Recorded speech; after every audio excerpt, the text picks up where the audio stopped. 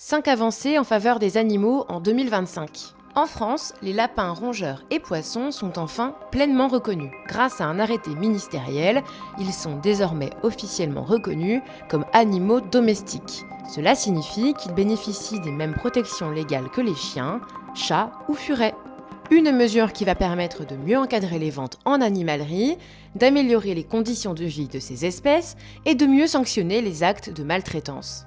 Interdire la vente de chats et de chiens en animalerie. Ça se passe dans 25 juridictions aux États-Unis. Alors que chaque année, des millions de chiens et de chats sont achetés dans des animaleries, souvent issus de fermes à chiots ou chatons douteuses, les défenseurs des animaux ont réussi à faire adopter des lois dans plusieurs centaines de villes, comtés et États américains, visant à interdire la vente d'animaux en animalerie. Plusieurs groupes européens s'unissent pour les crevettes. Chaque année, 630 milliards de crevettes sont produites. En 2025, plusieurs grands groupes européens de supermarchés ont promis que les crevettes de leur chaîne d'approvisionnement seraient au moins étourdies électriquement avant l'abattage au lieu d'être étouffées.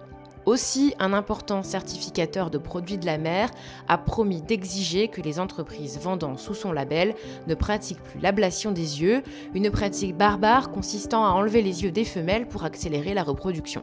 Présentation de la mer dans les élevages français. Si vous adoptez un chat ou un chien issu d'élevage, la présentation de la mère de l'animal est désormais obligatoire. Cela permet d'éviter les portées douteuses où les animaux sont vendus sans transparence et vise à limiter les trafics et à lutter contre les reproductions abusives. Une avancée qui protège à la fois les acheteurs, les éleveurs responsables, mais surtout les chiennes et chattes exploitées. Moins de lait de vache aux États-Unis. Dans les écoles américaines, le lait de vache est servi à chaque repas et 41% des verres sont jetés. Les établissements ne peuvent proposer des alternatives végétales que sur ordonnance médicale au cas par cas. Mais un nouveau projet de loi récemment adopté au Congrès permettra désormais d'offrir du lait de soja à tous, seulement sur présentation d'une note parentale. Une initiative qui devrait ainsi réduire le gaspillage et de facto avoir un impact sur l'élevage intensif de vaches laitières.